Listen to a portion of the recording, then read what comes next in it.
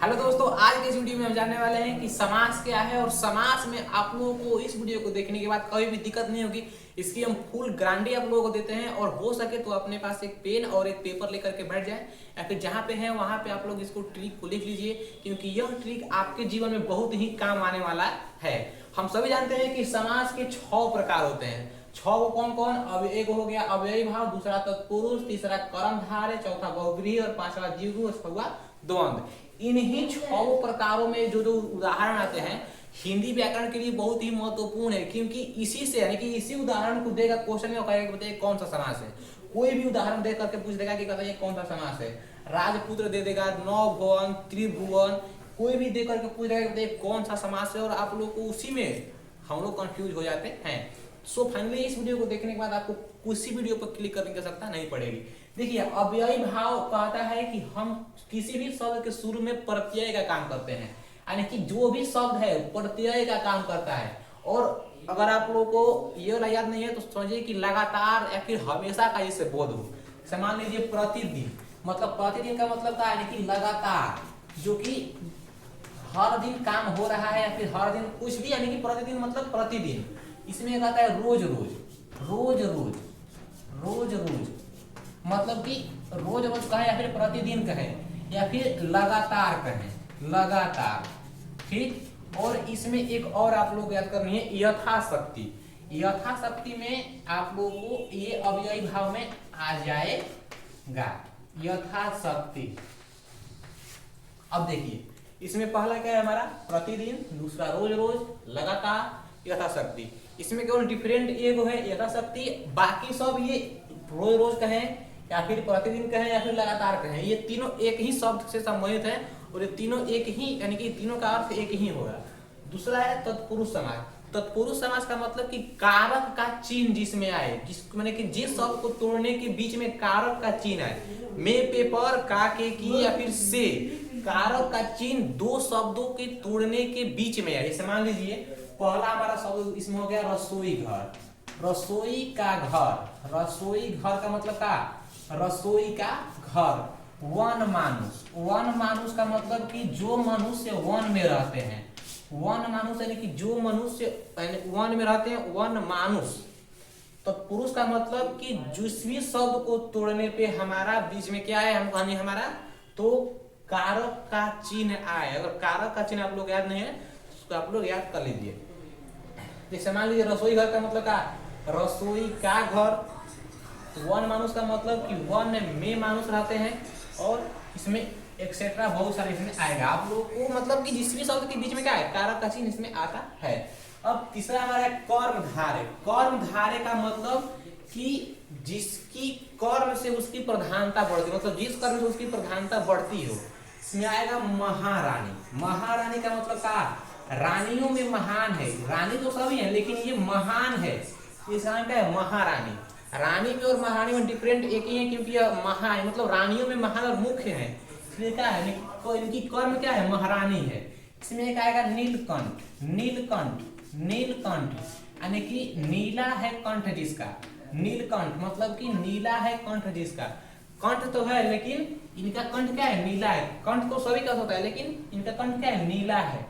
मतलब कि जिसकी महानता उसके कर्म से हो और उस कर्म का संक्षिप्त हो। अब देखिए इसमें और भी आएगा एक्सेट्रा एक्सेट्रा। अब हमारा पांचवा है बहुव्रीहि। बहुव्रीहि का मतलब इसमें देवता, देवी, राक्षस या फिर माने कि जो भी हमारे पूजनीय हैं वो हमारे बहुव्रीहि में आ गए। पूजनीय का मतलब कि जो भी पूजनीय है, देवता देवी सब प्रिया में, और देवता देवी के साथ साथ इसमें आता है और एक राक्षस। देवता देवी में क्या आएगा हमारा, तो इसमें क्या आएगा हमारा चक्रपाणी। चक्रपाणी किसे कहते हैं कि जो विष्णु भगवान को क्या कहते हैं, चक्रपाणी कहते हैं। चक्रपाणी का मतलब कि जो चक्र धारण किए हुए हैं। और इसमें एक आएगा लंबोदर। लंबोदर यानी कि लंबा है उदर जिसका, लंबोदर कहते हैं गणेश भगवान को। इसमें एक आएगा पीताम्बर, पीताम्बर और बीड़ा पाड़िनी, बीड़ा पाड़िनी। देखिए बहुव्रीहि में ना देवता देवी और राक्षस का नाम आता है लेकिन खुलेआम नहीं आता है, थोड़ा सा छिपा कर देता है। एक बताइए कौन सा समास है। मान लीजिए सभी जानते हैं कि विष्णु भगवान के हाथ में चक्र होता है, लेकिन चक्रपाणी अगर बोल दे तो ये डिफरेंट सा हो गया, यानी कि अलग सा दिखने लगा, इसलिए इसका नाम क्या है, चक्रपाणी। और लंबोदर मतलब सभी जानते हैं कि गणेश भगवान के पास सूंड होता है, उनका उधर लंबा होता है, लेकिन वे सभी को अगर सीधा देखा, अगर गणेश बताइए कौन सा समास है तो कोई बताएगा कि यह बहुब्रीहि समास है, लेकिन थोड़ा सा घुमा के पूछ देगा तो शायद किसी को नहीं आएगा। इसलिए बहुब्रीहि का मतलब कि पर्यायवाची शब्द आप लोगों को याद होना चाहिए। बहु का मतलब कि बहुत सारा शब्द, यानी कि एक शब्द का बहुत सारा शब्द इसमें हो जाएगा। द्विगु समास क्या है, यानी कि द्विगु समास में कौन कौन सी उदाहरण, यानी कि कौन कौन से शब्द आते हैं। तो द्विगु का मतलब कि दो, यानी कि दो क्या एक संख्या है, यानी कि जिस भी शब्द के शुरुआती से संख्या हो, यानी कि जिस भी शब्द, यानी कि हमारा संख्या से शुरू हुआ शब्द, जैसे पंचवटी हो गया, पंचमुखी हो गया, नवयुग हो गया, नव भवन हो गया, या फिर त्रिभुवन हो गया, यानी कि जिस भी संख्या के शुरू में, जिस भी शब्द के शुरू में संख्या आए या फिर संख्या से वो शब्द क्या हो शुरू हो, हमारा द्विगु समास इसमें हो गया। यहाँ पे हम लिख सकते हैं पंचतंत्र। पंचतंत्र का मतलब कि 5 गो तंत्र हो गया, ठीक है। त्रिभुवन का मतलब कि 3 गो घर, 3 गो घर।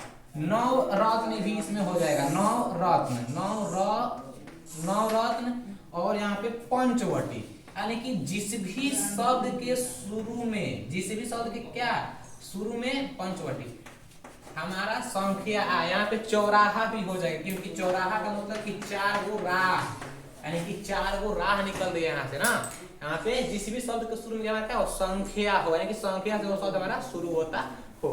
अब अगला है हमारा द्वंद्व। द्वंद्व का मतलब कि देखिए, द्वंद्व समास और अव्ययी भाव समास ना, ये दोनों लगभग एक है, लगभग एक। मतलब फर्क सिर्फ इतना है कि इसमें दो संख्या एक ही बार आ रहा है, मतलब एक ही संख्या 2 बार इसमें आ रहा है, लेकिन इसमें अलग अलग संख्या 2 बार आएगा। सपोज दैट कि द्वंद्व समास में एक शब्द का दूसरा शब्द क्या होता है, विलोम होता है, यानी कि द्वंद्व समास में एक शब्द का विलोम दूसरा वाला शब्द होता है। माता का विलोम क्या होता है बताइए, माता का विलोम पिता, माता का विलोम पिता। और बताइए आकाश का विलोम क्या होता है, आकाश का विलोम पाताल, आकाश का विलोम पाताल। पति का विलोम क्या होगा, पति का विलोम पत्नी, पति का विलोम पत्नी। भाई का विलोम क्या होगा, बहन। और दिन का विलोम क्या होगा, रात, दिन का विलोम रात। अब ये पांचों समास तो हमारा 6 समास हमारा हो गया। अब इसको एक बार रिपीट करते हैं। अव्ययी भाव का मतलब कि जिसमें लगातार हमेशा का बोध हो। तत्पुरुष का मतलब कि जिस भी शब्द के बीच में कारक चिन्ह या फिर कारक चिन्ह आए। हमारा कर्मधारय का मतलब कि जो उसके कर्म के अनुसार उसकी विशेषता बताई जाती है। कर्मधारय का मतलब होता है कि विशेषता, यानी कि शब्द की विशेषता बताने वाले शब्द को कर्मधारय समास कहा जाता है। बहुब्रीहि समास में हमारे आएंगे देवता देवी और राक्षस। और द्विगु समास में हमारे आएंगे शुरू में उसके संख्या रहेगा। और लास्ट जो हमारा है ये हमारा हो गया द्वंद्व समास, जिसमें एक शब्द का विलोम दूसरा शब्द होता है। सो आई होप ये वीडियो आप लोगों को समझ में आएगा। मिलते रहेंगे तब तक के लिए।